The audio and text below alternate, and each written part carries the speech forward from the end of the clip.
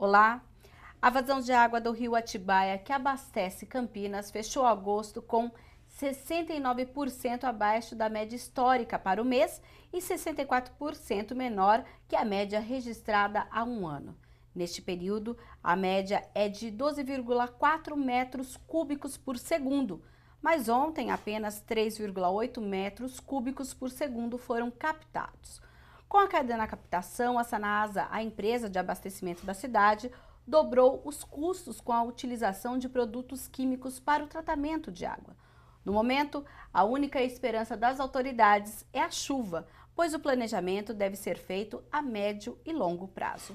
Mas como ficam questões como saúde, direitos e meio ambiente nessa situação? É isso que o Questão de Ordem tenta responder hoje, com a participação do vereador André Von Zuben, do PPS, que é membro da Comissão de Meio Ambiente aqui da Câmara, e também com o vereador Pedro Tourinho, do PT. Sejam bem-vindos. Vereadores, essa primeira pergunta vai para os dois participantes, porque na última semana, Catarina de Albuquerque, que é a relatora especial da ONU para Água e Saneamento, esteve na Assembleia Legislativa numa reunião chamada de A Crise da Água na Região Metropolitana de São Paulo e Campinas, e ela destacou que é essencial diferenciar a questão da água e do saneamento não como serviços, mas como direitos humanos fundamentais para a qualidade de vida, estabelecidos em marcos civis e pactos internacionais que impõem obrigações ao Estado brasileiro, entre as quais o dever de investir o máximo de recursos disponíveis para garantir esses direitos. Como vocês analisam essa afirmação? Vereador Pedro Tourinho, seja bem-vindo. Bem, antes de mais nada, muito boa tarde a toda a audiência da TV Câmara, muito boa tarde ao meu colega André, Mirna. Eu acho que a Catarina, ela acerta no ponto, né? Quando a gente vai falar de direito à água, nós estamos nos referindo direto ou indiretamente a direito à vida e ao direito à vida com o mínimo de qualidade, né? O Brasil é um país que tem uma abundância de recursos hídricos, isso é um fato, né? Mas a gente mora no estado mais populoso do nosso país, numa área de grande adensamento populacional, que é a região metropolitana de Campinas, e estamos ao lado da maior região metropolitana da América do Sul. Então, sem dúvida nenhuma, aqui na nossa região, apesar da abundância de recursos, a gente tem que ser particularmente cuidadoso, particularmente atencioso com o planejamento do ponto de vista do planejamento do uso dos recursos hídricos e das estratégias para melhorar a eficiência da utilização dos sistemas hídricos da nossa região. São Paulo, por exemplo, a Sabesp, o sistema da Sabesp, ele tem uma perda de aproximadamente 40%. Né? A gente tem isso quer dizer o quê, né, para o ouvinte que está vendo a gente falar aqui? Da hora que a água sai da represa, de onde a água é tirada, até a hora que a água chega na torneira da casa da pessoa, de cada 1 litro, 400 ml se perderam no trajeto, nos canos, em pequenas rachaduras, pequenos vazamentos, e isso é uma quantidade imensa. Aqui em Campinas a gente tem um índice bem melhor, que é um índice de aproximadamente 19%, 20%, né? Ainda assim um índice alto para padrões internacionais, mas muito bom para o padrão brasileiro.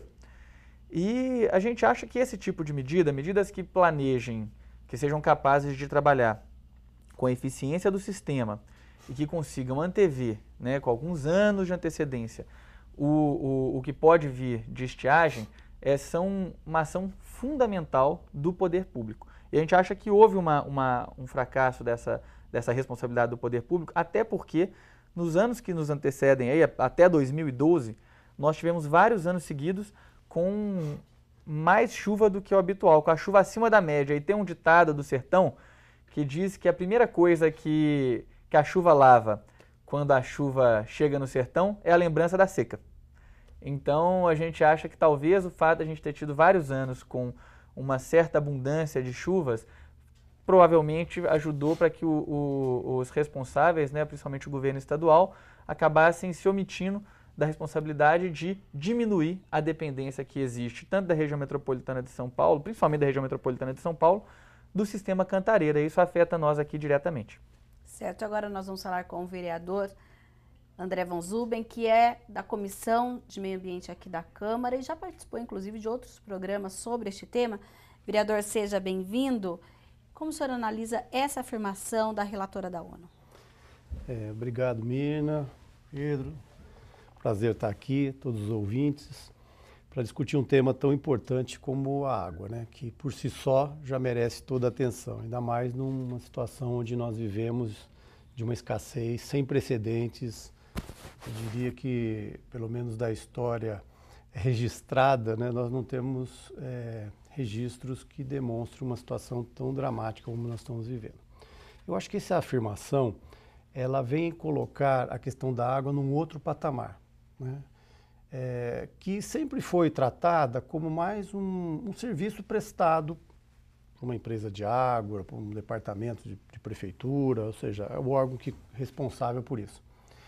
E hoje o que se busca, né, é dar o caráter para a água como um direito das pessoas, e não só como um serviço a mais que ela recebe, assim como recebe um serviço de energia ou um serviço serviço de coleta de lixo.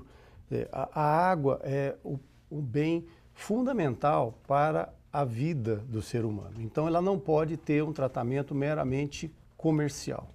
Eu acho que isso é o que vem que ser colocado dentro dessa perspectiva que ela relatou. E para nós, concordamos plenamente, né, com esse entendimento, eu acho que isso ajuda até a reflexão que se deve ser feita nesse momento, né? Eu acho que é um bem natural, escasso, que precisa ser tratado com o maior carinho possível. Tanto para que a gente possa enfrentar esse momento, né, crítico, como possamos nos programar, né, nos planejar para que isso possa ter uma condição de estabilidade, uma condição de prevenção para outros eventos climáticos tão sérios como esse que está acontecendo. Sim. Alguns especialistas debatem esse problema da escassez de água aqui em nosso estado e diz que nós estamos vivendo, de certa forma, a democratização do problema. Por quê?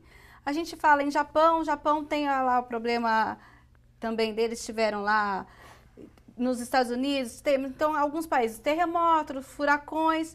No Brasil, digamos que o calcanhar de Aquiles nosso seja a questão hídrica. Só que até então, pensava-se muito, quando se falava em falta d'água, no Nordeste, né? No Nordeste, nos confins do Brasil, e agora atinge o nosso estado, São Paulo, né? A senhora acredita que dessa forma a gente está vivendo realmente não só a democratização das coisas boas, mas também dos problemas que até então a gente pensava, não, isso não acontece comigo, está acontecendo só nos confins do país? Bem, quero colocar uma questão aí. Acho que primeiro que, de fato, a questão hídrica é um problema global, né? Esses países que você citou, Mina, eles têm muito menos água do que nós temos para trabalhar hoje, no contexto atual. Esses países, muitas vezes, no cotidiano, lidam com menos água do que a gente está tendo hoje.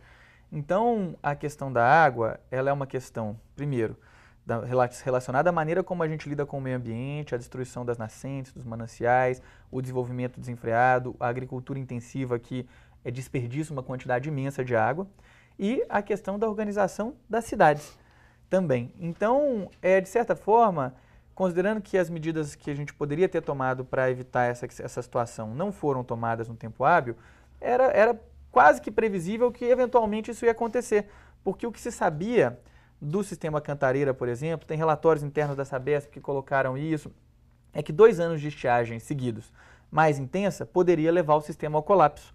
Na outorga de 2004, né, lá que foi feita entre a ANA e a Sabesp é quem tem a outorga, tem um termo lá que estabelece, fala, ó, a Sabesp deve trabalhar para reduzir sensivelmente a dependência de São Paulo do sistema Cantareira. Então o que a gente tem, na verdade, muito mais do que talvez a democratização de um problema, né, é a gente que sempre teve uma abundância grande de recursos hídricos. Esse não é o calcanhar de Aquiles do Brasil, pelo contrário, isso é uma das nossas grandes vantagens estratégicas, né? A gente fazendo os investimentos necessários, a gente vai conseguir ter água para todo mundo por muitos anos. A grande questão é como a gente organiza a nossa cidade, o nosso desenvolvimento, que tipo de desenvolvimento a gente quer ter para o nosso país. Sim, vereador André. Eu acho que quando você sente na pele a necessidade, a dificuldade, talvez isso seja um componente importante de conscientização. Porque, como você disse, enquanto isso acontecia em outro país ou em outras regiões do Brasil, isso parecia um problema onde estava tão distante, no máximo provocava uma solidariedade a essas regiões, mas as pessoas continuavam não tratando a água como se deve, né? Então havia muito desperdício, deveria ter havido planejamentos mais estruturantes de longo prazo. E acho que nós temos que aproveitar essa oportunidade para refletirmos sobre esse bem, mas sobre como nós temos nosso padrão de consumo, né? A água, ela tem que ser, mesmo quando ela não está na situação crítica que se encontra, ela tem que ser usada de forma racional, assim como todos os bens da natureza. Então nós precisamos aproveitar esse momento para que essa conscientização seja um saldo positivo desse processo, né? Que as pessoas economizem água, que as indústrias economizem água, que a agricultura economize água, ou seja, que a gente possa ter um olhar sobre esse bem de uma forma mais correta do ponto de vista do uso. Mas eu acho que, além dessa questão específica da água, ela nos remete também a uma análise mais profunda da questão do meio ambiente. Porque muito do que vem acontecendo é fruto de um crescimento desordenado das cidades, das regiões, e que vem depredando todos os bens, todos os recursos, né? Nós temos, obviamente, estamos agora fazendo um esforço muito grande para que isso não ocorra mais. Então, leis que vêm sendo aprovadas, como o licenciamento ambiental, que foi aprovado aqui na Câmara, para coibir o crescimento predatório, mas nós temos um passivo muito grande, ou seja, muita coisa já foi feita destruindo nascentes, mata ciliar. Então, se a gente tomar a água como exemplo, nós podemos trazer essa visão, não de um grupo que defende o meio ambiente, que era o que acabava ficando restrito, mas que toda a sociedade abrace essa causa, porque essa causa está demonstrando, com a falta d'água, que isso é uma consequência que vai afetar a todos, né? E nós temos muitas nascentes hoje que estão aterradas, nós temos que preservar essas nascentes, nós temos que ter uma política clara, não só no nosso município, mas no Estado, sobre preservação da mata ciliar, das áreas de encosta. Então, tudo isso deve-se aproveitar esse momento e dar um passo adiante numa direção de uma visão ambiental mais adequada a partir de um problema concreto que está despertando a todos esse interesse. Sim. Aí eu pergunto para os vereadores, a gente falou aqui, o senhor disse dos mananciais. Agora, politicamente falando, sempre quando se falava em meio ambiente, falava assim, existe aquele grupo, aquele ambientalista. Vocês acreditam que com toda essa realidade agora recaindo sobre nós, esses estigmas, eles caem por terra e as pessoas têm que pensar de forma mais consciente, não, eu também tenho que fazer a minha parte, eu também tenho que ser ambientalista, não é só uma bandeira política, não é só um grupo que vai lá e, olha, eu não quero que mate mais animais, eu não quero mais que por exemplo, que jogue lixo em lugar inadequado. As pessoas tiram essa nomenclatura e começam todas, cada uma da sua maneira, a lutar por essa causa, que é lutar, de certa forma, pela própria sobrevivência. Mas vocês vão me responder daqui a pouquinho, porque o Questão de Ordem vai para um breve intervalo e volta já já.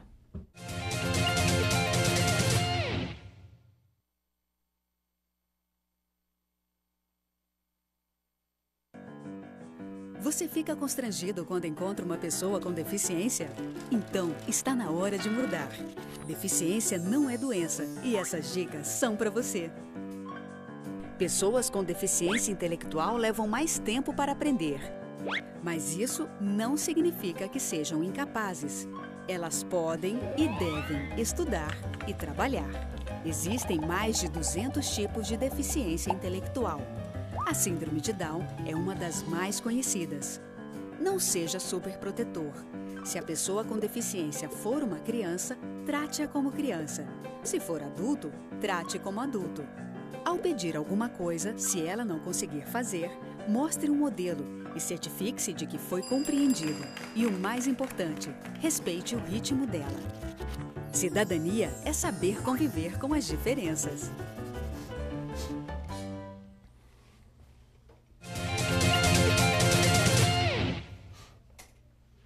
Estamos de volta com o segundo bloco do programa Questão de Ordem, que hoje discute a questão da água em Campinas e por que não aqui no nosso país. Eu perguntei aos vereadores no bloco anterior a respeito da nomenclatura política de grupos. Olha, aquele lá é ambientalista.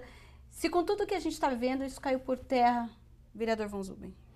Eu acredito que sim. Eu acho que, como havia dito, essa é uma oportunidade que nós temos de dar um salto qualitativo e quantitativo na conscientização das pessoas, nas políticas públicas. Quer dizer, não é mais admissível que um município não trate o seu esgoto, né, por exemplo. Porque isso, se antes já era uma coisa que não se devia ser feita, nós estamos agora sofrendo as consequências disso. Na medida em que o município não age como deveria com o seu tratamento, ele está, na verdade, jogando esse problema para o município seguinte, que está a jusante, né, ou seja, abaixo do rio, naquele percurso, para que ele tenha que captar uma água mais poluída, o que vai significar um tratamento mais caro, o uso de mais produtos químicos. Ou seja, hoje a conscientização tem que ser de todos, né, da população, tem que ser dos empresários, dos agricultores, dos governos, sejam eles municipais, federais e nacional, para que a gente possa ter, de fato, ações concretas para que essa situação não se repita e a gente possa ter segurança hídrica. Vereador. Bem, eu acho que quando a gente ouve essa história, né, do pessoal rotulando quem fazia defesa do meio ambiente como chatos e tudo mais, são maneiras que, infelizmente, são muito recorrentes no nosso dia a dia da política. Na minha opinião, quem estava defendendo há 10, 15, 20 anos atrás um modelo de desenvolvimento que fosse sustentável, que fosse ambientalmente responsável, estava à frente das pessoas que estavam naquele tempo, muitas vezes à frente do próprio tempo, embora a gente saiba que cada vez mais a discussão de meio ambiente é uma discussão que é trazida em consideração, ela é relevada sempre na hora de tomar-se decisão. Eu não tenho dúvida que nesse momento essas pessoas demonstram que estão corretas. E a nossa avaliação é de que a tendência é que elas vão mostrar cada vez mais que elas estavam corretas. A gente não tem dúvida que o movimento de defesa do meio ambiente, né, o movimento ambientalista, é um movimento que pensa adiante, pensa numa maneira mais harmônica de convivermos sociedade e mundo. O movimento ambientalista não está falando de floresta, eles estão falando de viver no mundo. Né? Isso é um salto que a gente ainda não percebeu. Pega as cidades do Brasil e vai comparar com as cidades dos países mais desenvolvidos que a gente tem. As nossas cidades têm poucos parques, poucas áreas verdes, transporte público é um transporte público precário, que a gente tem um excesso de veículos nas nossas cidades. São todas pautas que o movimento ambientalista traz e que hoje, por exemplo, quando a gente vê protestos por melhorias de transporte público, digo de massa, transporte coletivo, a gente fala, o pessoal que estava falando da gente pensar em desenvolver com trem, com ônibus, com transporte coletivo, ao invés de encher de carro as ruas, tinha alguma razão. Tinha razão. A cidade não está funcionando. Mas antes eles eram ecochatos, agora eles são visionários. Então, espero que esse seja o momento em que aqueles que combatiam o movimento ambientalista, tentando desqualificá-los e estigmatizá-los, percam força e as pessoas que têm a cabeça um pouquinho mais avançada consigam crescer.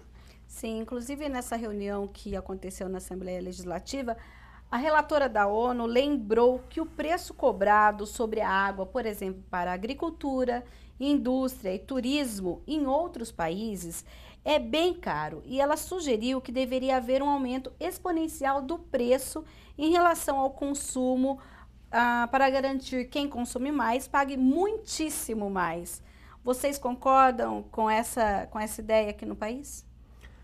Eu acho muito interessante. Acho que isso é o princípio da equidade, né? A gente reconhecer que quem precisa mais merece ter mais e quem às vezes precisa menos pode ter um pouquinho menos.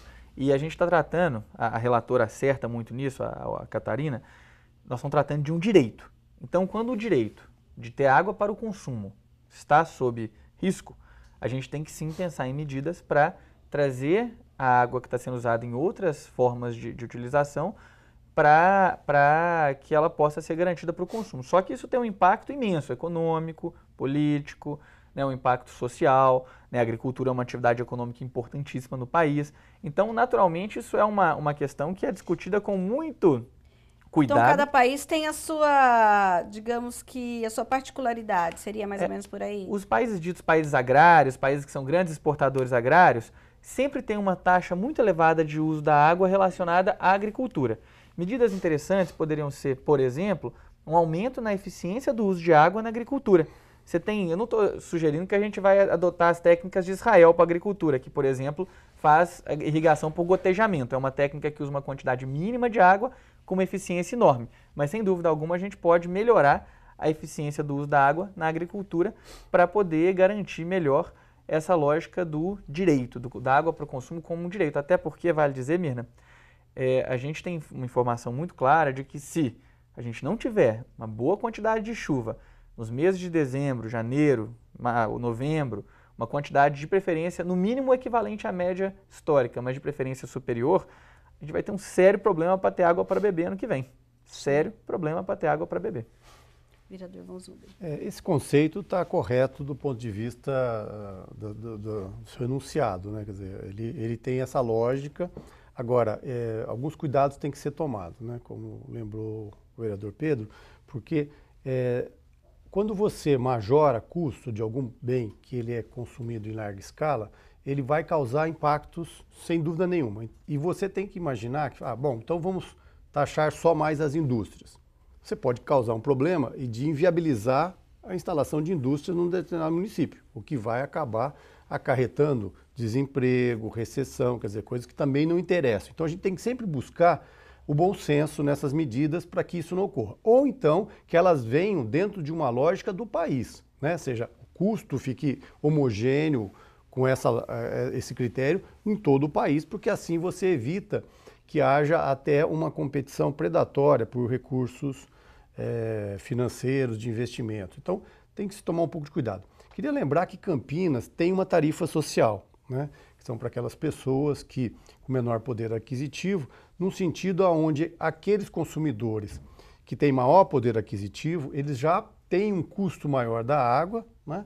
E você preserva com isso, né? Não prejudica aquelas famílias com menor poder aquisitivo. Então, eu acho que, numa certa medida, nós temos que caminhar cada vez mais para isso, tendo essa preocupação do bom senso, para que a gente também, não resolvendo um problema, não crie um outro problema que vai também afetar toda a população. Mas eu acho que a lógica deve ser essa e a gente tem que sempre estar buscando formas de melhorar esse conceito para que a água tenha essa visão mais estratégica dentro de uma sociedade. Vale colocar, Mina, aqui complementando o vereador André, que nunca se deve perder de vista a noção, que é corretíssima que a relatora traz, da água para o consumo como um direito humano. Então, se por acaso a gente chegar num momento, no futuro, em que a gente tenha que fazer a escolha entre água para agricultura versus água para consumo, nós temos que escolher água para consumo. E aí os caminhos que a gente vai fazer para chegar nesse ponto, pode ser majorar a tarifa, pode ser propor políticas, subsídios para melhora da eficiência, podem ser várias coisas. Fato é, essas questões têm que ser pensadas já, porque a gente não pode repetir o erro de, assim que cai a chuva, lavar também a lembrança da seca. Nós estamos passando por um grande trauma aqui no estado de São Paulo, que é viver na iminência de faltar água. Sim. É uma situação muito grave essa. Fora que, não aqui em Campinas, mas se a gente acompanhar o noticiário, em alguns lugares da grande São Paulo, mesmo com a água está em péssima qualidade, uma água escura e muitas vezes imprópria para o consumo. E já temos racionamento, né? Sim. Vale dizer que já temos racionamento, a região metropolitana inteira de São Paulo tem racionamento, a gente está tendo falta de água, quer dizer, a água está imprópria, ela está em pouca quantidade, as pessoas estão tendo o seu direito já, na minha opinião, razoavelmente desrespeitado. Sim, agora, já que o senhor falou sobre a questão de Campinas, a Sanasa diz que a população economizou 20%, ajudando muito a evitarmos o racionamento aqui na nossa cidade. Por outro lado, nós temos aqui um projeto que passou em primeira discussão, de autoria dos vereadores Arthur Ossi e Carlinhos Camelô, que inclusive ela dá um desconto para aqueles que economizarem mais ainda. E essa matéria já passou em primeira discussão, no entanto, ela ainda tem que passar pelo mérito. E até num programa passado, eu lembro que essa pergunta eu fiz ao senhor, o senhor disse, olha, a gente ainda não precisa ter algum tipo de desconto, porque a população ainda está, digamos, de certa forma, ajudando. O senhor ainda concorda que ainda é cedo para pensarmos em dar mais descontos, em dar descontos, na verdade, porque isso não seria um desconto, seria economia, em dar desconto à população que economizar ainda mais? Olha, esses são instrumentos que você pode usar para poder fazer a forma de chegar a um objetivo, que é economizar água, né? Então, você tem em Campinas, já como eu havia dito, uma tarifa social, ou seja, então já tem uma tarifa que ela é subsidiada pela Sanasa para que essa população possa usufruir desse direito sem que isso inviabilize sua condição econômica e familiar. Então a gente sempre tem que lembrar essa situação já existente, independente da crise hídrica. A população vem correspondendo e é por isso que hoje nós não estamos tendo desabastecimento, né? Nós estamos fazendo um racionamento voluntário, né? À medida em que você consome mesmo. Eu acho que essa é a política que deve prevalecer. Qual que seria a dificuldade para a Sanasa enfrentar isso, segundo as discussões que nós fizemos com a diretoria da Sanasa na Comissão de Meio Ambiente? É que a Sanasa não teria capacidade financeira de suportar esse desconto, diferente, obviamente, da Sabesp, que tem uma outra condição financeira, para dar essa situação, essa condição para atingir o objetivo. Então, ela está perseguindo o objetivo através da conscientização. Agora, do ponto de vista legal, existem dúvidas sobre a legitimidade da Câmara ou a legalidade da Câmara iniciar um processo para redução de tarifas, né? Então, isso é uma discussão. Esse projeto teria que ser do Executivo. Teria que ser do Executivo. Então, mas isso é uma discussão. Mas ele foi aprovado aqui na legalidade, não foi? Foi aprovado na legalidade, mas eu contesto essa posição justamente por conta disso. Então, são questões assim, só para dizer, uma coisa é o instrumento, outra coisa é o encaminhamento que foi dado aqui pela Casa, que a maioria dos vereadores entendeu que era correta, eu respeito isso, mas acho que essas questões elas têm que ser apresentadas para não criar uma falsa expectativa na população. Mas, de qualquer forma, a Sanasa vem trabalhando para que o objetivo de tudo isso seja alcançado, ou seja, que a gente consuma menos água de uma forma a afetar o menor possível a população de um modo geral. Sim, bem, eu quero aqui divergir um pouquinho do vereador André. Eu acho que esse projeto ele é meritório. Tem até um outro projeto que o vereador Búfalo colocou. Eu até tinha protocolado um projeto com o mesmo teor, mas depois que eu vi que ele já tinha protocolado, eu acabei retirando, que ainda trata do seguinte: aqui em Campinas, mesmo que você consuma 4 metros cúbicos de água, você paga um mínimo de 10 metros cúbicos de água, né? É uma tarifa mínima que você paga. A proposta desse projeto é que você possa pagar efetivamente aquilo que você consumiu.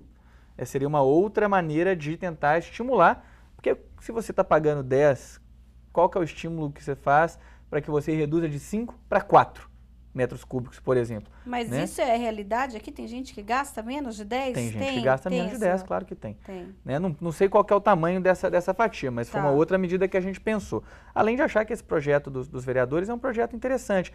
Além disso, acho que tem uma questão que é delicada, mas que eu trouxe uma denúncia aqui na Câmara no começo do ano, que falava justamente da folha de pagamento da Sanasa. Eu acho que essa foi uma denúncia contundente, eu levei isso ao Ministério Público. Né? A gente defende, a gente entende que a folha de pagamento da Sanasa tem salários exorbitantes, salários que talvez a gente pudesse, em nome do bem público, repensar essas remunerações e a gente poderia sanear a empresa Sanasa do ponto de vista financeiro, permitindo que ela tivesse um pouco mais de margem de manobra para fazer esse tipo de medida. Naturalmente, essas medidas envolvem montantes muito grandes de recursos.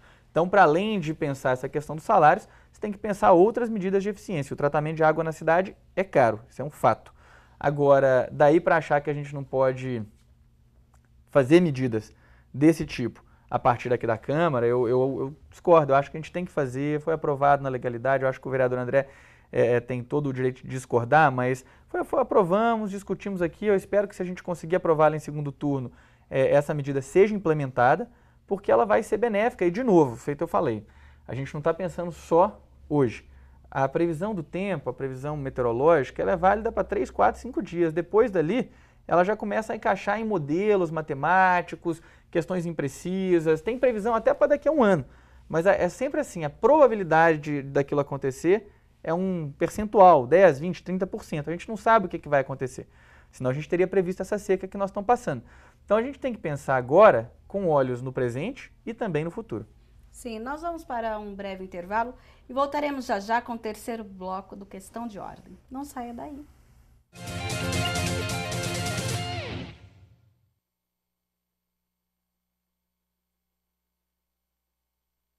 Você fica constrangido quando encontra uma pessoa com deficiência? Então, está na hora de mudar. Deficiência não é doença e essas dicas são para você. Ao encontrar uma pessoa cega, toque em seu braço e se apresente antes de começar a conversa. Para caminhar, coloque a mão da pessoa cega no seu ombro ou no cotovelo dobrado. Deixe que ela acompanhe o seu corpo e avise com antecedência sobre a existência de barreiras. Nunca faça carinho ou dê alimentos ao cão-guia. Ele está trabalhando para o cego e não pode ser distraído. O cão-guia também pode entrar em qualquer ambiente público. É um direito garantido por lei. Cidadania é saber conviver com as diferenças.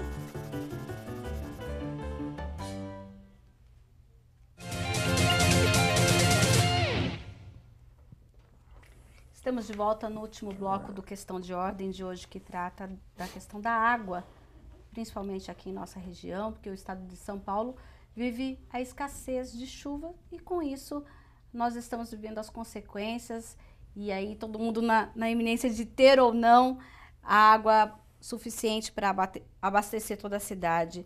E no domingo do dia 24 de agosto, a Sanasa teve aí uma menor captação em relação ao rio Atibaia, né? E ela, em função disso, solicitou ao Departamento de Águas e Energia Elétrica um acordo para a manutenção do índice de segurança da cidade, ou seja, o aumento da vazão aqui para Campinas. E a gente percebe que essa foi a 4ª vez desse pedido. De certa forma, a gente acaba ficando refém dessa situação, vereador? Hoje nós estamos refém disso, porque não tem água suficiente no rio e você depende basicamente da água que ainda está armazenada no cantareiro. Então é esse acordo, né, de que quando chega num determinado índice que comprometeria a captação, se libera mais o volume de 1 metro cúbico por segundo para que a gente possa garantir a captação. É sempre bom lembrar que, muito embora exista esse compartilhamento, né, dos recursos do Cantareira, essa bacia é a bacia que nós participamos, ou seja, que é a bacia do PCJ, ou seja, essa água que é armazenada no Cantareira, ela viria naturalmente para essa bacia e serviria a Campinas e os demais municípios.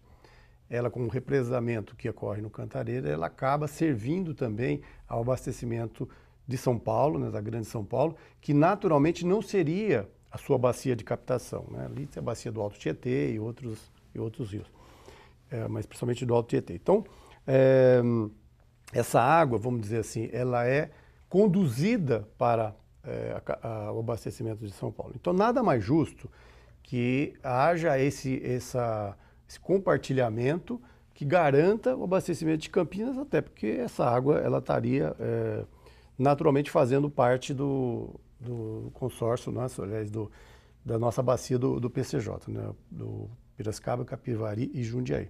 Então, acho que está correto. Agora, sem dúvida nenhuma, hoje temos essa total dependência, porque o volume de chuvas é insuficiente para que a gente possa resolver isso. Por isso que nós defendemos que aqui na região a gente possa ter também reservatórios, né, como que já foi anunciado pelo governador, 2 reservatórios, mas particularmente esse de Pedreira, que é do Jaguari, nós estaríamos então abastecidos por esse reservatório, porque dessa forma nós teríamos uma condição de reservação que não dependeria do mesmo sistema que abastece São Paulo, que obviamente consome um volume muito grande, né? E até nós preconizamos que Campinas também possa ter um reservatório próprio, o que não é fácil, porque não tem muitas condições aqui geográficas para você poder armazenar um volume grande de água. Está sendo feito um estudo, mas não é uma região muito propícia para isso. Mas se já tivermos esse reservatório pronto lá no Rio Jaguari, em Pedreiras, na divisa com Campinas, nós poderemos ter uma segurança hídrica maior. Qual a previsão da construção desse Então, está reservatório? ainda sendo feito o estudo, já foi autorizado, né, pelo governo do estado, tanto a desapropriação dessa área, quanto o estudo da barragem, e assim que ele tiver concluído, a gente espera que seja feita a licitação da obra, para que o mais rápido possível a gente tenha essa condição de reservação aqui na região. Para o senhor, essa hoje também seria a medida para que Campinas saísse dessa situação e não ficasse tão refém do sistema Cantareira, vereador? Eu não tenho a menor dúvida disso, né? Essas obras já são antigas, elas já têm o anseio para que essas obras fossem feitas já tem 20 anos já. Infelizmente, a gente precisou chegar nesse ponto para que o governo do estado assumisse mesmo a sua responsabilidade de apoiar a nossa região e tentar evitar o pior, talvez. Esperamos que seja em tempo hábil. Agora, tem uma questão realmente que é a maneira como a Grande São Paulo depende hoje do sistema Cantareira. Essa dependência já era de conhecimento público há muito tempo. Para a gente ter uma ideia da diferença de quantidade de água que sai do sistema Cantareira para São Paulo e para Campinas, são 31 metros cúbicos de água que saem por segundo do sistema Cantareira para Grande São Paulo e 4,3 metros cúbicos que saem para Campinas. É uma diferença aí de 8 vezes a quantidade, quase 8 vezes mais água do Cantareira para São Paulo do que para Campinas. É uma diferença muito grande, né? E a gente acaba que realmente fica sempre na vulnerabilidade. Se os outros sistemas de São Paulo não conseguem oferecer água suficiente para a cidade, a interligação entre os vários sistemas hídricos lá de São Paulo é muito precária. Já existem também pedidos de que essa interligação fosse feita de forma mais consistente há muitos anos. Se toda essa estrutura para alimentar o colosso de cidade que São Paulo não funciona direito, acaba que a gente sai prejudicado, a gente se submete a um risco tremendo. E esses reservatórios seriam sim uma solução necessária para que a gente tenha um pouco mais de segurança hídrica. São 2 medidas, então, na nossa opinião. 3, talvez. A primeira, a construção desses reservatórios. A segunda é uma redução da dependência de São Paulo do sistema Cantareira, permitindo que ele possa ser melhor utilizado, menos sacrificado. E a terceira é a gente fazer toda uma ação ambiental que preserve mananciais, preserve nascentes e permita que a gente possa usufruir bem de todos esses recursos no médio e no longo prazo. Sim, vereador, agora o senhor disse no início do programa que, ao contrário da água ser um problema, a água sempre no Brasil, o Brasil é conhecido como um país que tem água em abundância, né? Exatamente. E nós temos aí agora esse problema aqui no estado de São Paulo, mas muito se falou do aquífero Guarani e recentemente alguns estudiosos, inclusive foi apresentado num congresso de ciência e tecnologia, alguns estudos em relação ao aquífero amazônico também. Uhum. O senhor acredita que hoje, então, já que a gente tem toda essa abundância de água, o que seria estratégico para o país para se falar, olha, a gente pode ter água em todo o território nacional? Bem, tem algumas coisas aí. A primeira coisa sobre o aquífero Guarani para o propósito nosso aqui de Campinas. O aquífero Guarani ele começa lá por volta de Limeira, ali na altura de Limeira. Sim. A gente aqui não está em cima do aquífero Guarani. Então, para nós aqui, embora ele seja uma imensa reserva de água, ele é de muito pouca utilidade. Além disso, quando você retira água de aquíferos, em várias situações, por exemplo, no São Francisco, tem um aquífero, eu esqueci o nome do aquífero que tem lá, mas que passa lá perto da bacia do São Francisco, lá no Nordeste. Se você tira 1 metro cúbico de água do aquífero, é 1 metro cúbico de água a menos no São Francisco. Os rios, eles têm uma interligação com as fontes subterrâneas que é muito importante. Então, às vezes, essa solução fala, ó, nós não estamos conseguindo satisfazer com a água que está em cima da terra, vamos tirar a água debaixo da terra. Esses sistemas são interligados e nem sempre é possível lançar mão desses sistemas de maneira satisfatória. Na região amazônica, o que menos falta é água, o que falta lá é saneamento. Essas são as regiões com pior condição de saneamento do Brasil, estão no norte do país, né? Agora, para nós, o desafio real é a gente conseguir organizar o desenvolvimento das nossas grandes cidades de forma articulada com o meio ambiente e de modo a garantir segurança hídrica e de outras formas também de organização da cidade. O vereador Von Zuben falou aqui no começo do lixo, falou da energia elétrica e colocou a água nesse mesmo patamar. Seriam serviços que a gente aceita como se fossem dados. Sim. Todos esses 3 serviços são hoje eixos centrais para a gente pensar o desenvolvimento urbano. Se a gente acha que a gente pode lidar com o lixo de uma maneira pouco preocupante, porque hoje a gente ainda tem espaço para colocar o lixo, é ledo engano. Daqui a muito pouco tempo a gente não tem nem espaço, o lixo vai acumular até onde der, contaminar todos os nossos lençóis, nossos mananciais, da mesma forma a energia elétrica, né? A gente divide a água para o consumo com a água para geração de energia. Então nós temos que pensar isso integrado. Outras formas de energias? Sem dúvida, fontes renováveis são um ponto relevante, né? Não tenho dúvida, temos que desenvolver. A energia eólica no Brasil, por exemplo, hoje já aumentou foi mais de 30 vezes. Eu vi uma reportagem na Folha ontem que a energia eólica de 2006 para 2014 aumentou em 30 vezes a produção de energia eólica no Brasil. Eu considero isso uma grande vitória. E já ultrapassou a energia nuclear, né? Então, investimento nesse tipo de fonte... E ela é mais barata também? Ela pode ser mais barata, não necessariamente ela é. Tudo depende do contexto, da distância, das linhas de transmissão. Sim. Cada caso é um caso quando a gente fala de energia.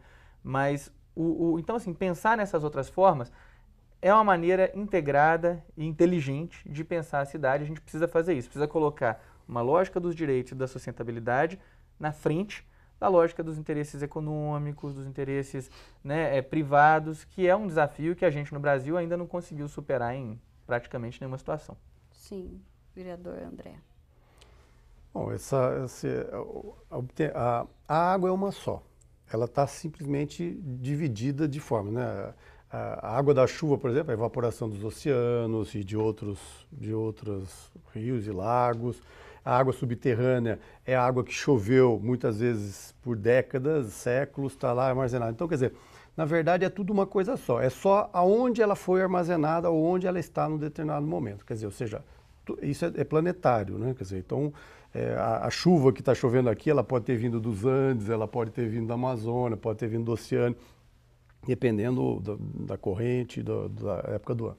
Então, nós temos que pensar isso de uma forma muito integrada, muito holística, tudo isso. Não pode ser pensada só a água aqui do nosso Brasil, da nossa área. Por isso que eu falo que a gente tem que cuidar muito da água, não só para quem está usufruindo dela, mas ela dentro de todo esse sistema que tem que ser uma coisa generosa. Então, dentro desse aspecto, eu acho que nós temos que ter formas de uso da água e de evitar desperdício da água para que a gente possa ter essa visão de que é um bem fundamental, é um direito e nós temos que cuidar dele, nós não podemos desperdiçar, porque é isso que acontece. Como você falou no início, até por uma abundância que sempre prevaleceu, principalmente aqui no sul, sudeste, no norte também isso ocorre, a água era muito maltratada, né? Tanto do ponto de vista de poluição quanto de desperdício. Quer dizer, é um absurdo a maior parte das cidades terem perdas de água da ordem de 40%. Quer dizer, isso mostra que está tudo fora da ordem, essa questão. Campinas, que já tem um índice bastante baixo, em torno de 19%, está fazendo um esforço que nos próximos 5 anos quer baixar esse índice para 7%. São vários quilômetros de troca de tubulação, porque o grande problema são tubulações antigas, né, que você tem que trocar por novas, que as antigas têm muito vazamento, quando elas foram feitas elas não suportavam o trânsito que hoje passa nas ruas. Então tudo isso é uma tentativa de você usar melhor a água, né? Então é nisso que eu acho que nós devemos concentrar. Além de planejamento, de você ter reservatórios, de você ter interligações, diminuir dependência, como o vereador Torinho falou, acho que nós temos que entrar num outro patamar de como nós utilizamos a água. Nós todos, né? As casas, as indústrias, a agricultura, porque senão nós não vamos dar conta de termos um futuro sadio, um futuro promissor, que preserve a nossa vida e o meio ambiente. Mas aí a gente não está com essa previsão de chuvas em outubro. Tem hora que se fala que sim ou não, as autoridades acabam, olha, São Pedro tem que nos ajudar. A gente não acaba ficando meio refém, por exemplo, agora a gente discute, a mídia fala, os telejornais, existe até propaganda a respeito disso, mas aí começa a chuva. Começa a chuva, vem as inundações, e aí todo mundo, porque todo ano até se fala muito em inundação, principalmente em grandes cidades, aí todo mundo fala, gente, não sabe que chove todo ano, por que não foi feito isso, não foi feito aquilo? A gente não corre o mesmo risco de acontecer isso em relação à falta de chuvas, vereador? Acho que sempre é um risco, né? O que eu espero é que isso não aconteça, porque eu acho que nós estamos tendo uma grande lição, né? Eu acho que as lições são para ser aprendidas, né? Então, quando a gente fala, por exemplo, de reservatório, nesse momento nós estamos falando, dá-se muito a ideia de reservatório para a gente poder preservar a água, né? Ter água para o consumo. Mas o reservatório, na verdade, ele tem uma função também que é de você estabilizar a demanda de água, ou seja, você pode administrar melhor tendo reservatório. E nesse sentido, é uma das coisas que nós reivindicamos, que na nova outorga do Cantareiras, nós possamos ter critérios mais claros, porque assim como hoje o controle do Cantareiras pode significar mais água para nós aqui que necessitamos, em 2010 nós tivemos grandes cheias na nossa região e até por conta da forma como foi vertida a água nesse reservatório, nós criamos muitos problemas, principalmente para cidades como Atibaia, como Jaguariúna, cidades que ficaram inundadas por conta de uma vazão excessiva que foi liberada. Então, o reservatório é um instrumento importante de regulação do volume de água, que pode resolver essa questão. É claro que dentro do espaço das cidades, do espaço urbano, o volume de chuvas ele fica incontrolável, porque pela alta impermeabilização que ocorreu, pelo asfaltamento das ruas, das moradias, essa água ela acaba correndo numa velocidade muito grande e os rios e córregos que cortam a cidade, eles não dão conta de toda essa vazão. Para isso nós temos que ter obras de infraestrutura que ajudem a você ter uma canalização adequada desses rios, desses córregos que passam pelas cidades, onde você consiga conter o volume excessivo que pode acontecer em determinadas épocas. Essa é uma tarefa que a gente precisa ter para que as cidades não sofram tanto quando temos uma abundância de chuva. Bem, a gente acha o seguinte, Mirna, a questão das enchentes, ela também é uma questão de planejamento e de pensar a cidade num médio, no longo prazo, né? Tem uma brincadeira que a gente faz aí, que eu já ouvi muito, é assim, fomos surpreendidos pelas chuvas de janeiro, ano que vem seremos novamente surpreendidos pelas chuvas de janeiro. Vereador. É igual a dengue, fomos surpreendidos pela dengue em março, abril, ano que vem, será que nós vamos ser novamente surpreendidos pela dengue? São fenômenos que são sazonais. Essa seca que a gente está tendo hoje, ela é excepcional. Sim. Ela é excepcional, mas ela de fato é a mais intensa que nós já tivemos, mas não é inédito a gente ter secas um pouco mais prolongadas. A gente já teve períodos de seca mais prolongados também. E, do ponto de vista da oferta de água, havia uma série de medidas, de propostas e de alertas que foram feitos e que apontavam, tecnicamente, soluções que, se bem organizadas dentro de um cronograma de planejamento, poderiam ter diminuído o tamanho do nosso problema hoje, no que diz respeito à falta de água. A própria relatora, a Catarina Albuquerque, ela coloca que ela acha que é imoral a Sabesp distribuir bônus para acionistas ao invés de fazer investimentos. Eu concordo com ela.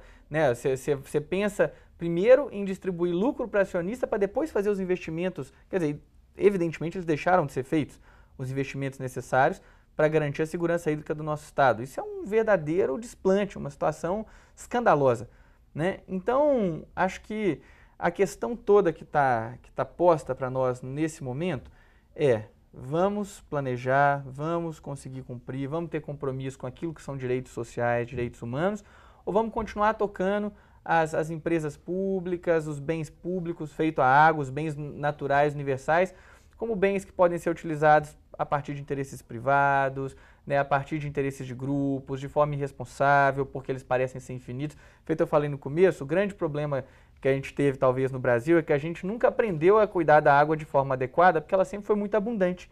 O Brasil é um dos países que tem a maior abundância de água em todas as suas regiões praticamente, exceto o semiárido, maior abundância de água do mundo. Então a gente sempre foi muito folgado com a água aqui.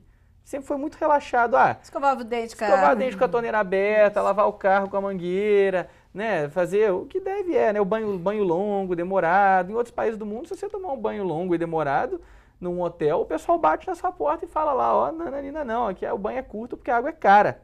E no Brasil isso nunca foi um grande problema. Sim. Então, acho que a gente tem aí um desafio mesmo de começar a entender a água como um bem público e começar a entender que boa gestão é planejamento e cumprimento daquilo que se planeja. boa administração é isso, que a administração que não faz isso não é uma boa administração.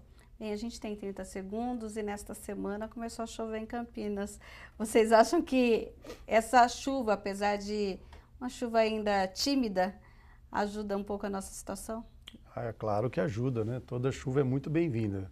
Claro que a gente gostaria de uma intensidade maior, mas ela já ajuda a melhorar o ar, a qualidade do ar estava péssima, né? Baixa umidade, isso cria uma série de problemas respiratórios.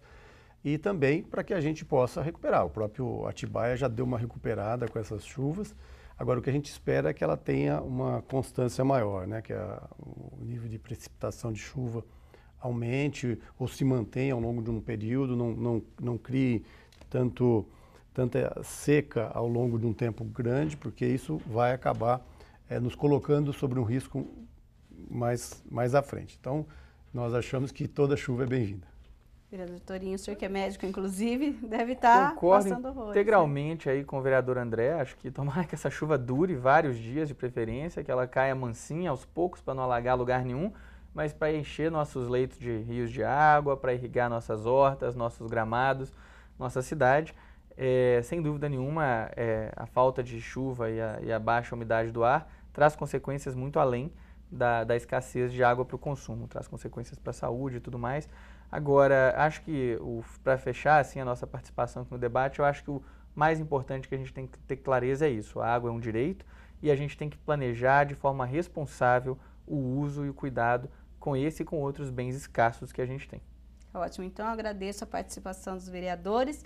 E o Questão de Ordem fica por aqui. Na sequência, você fica com a programação da TV Câmara. Lembrando que o nosso programa fica disponível depois no YouTube e no canal da TV Câmara Campinas. Até o próximo Questão de Ordem.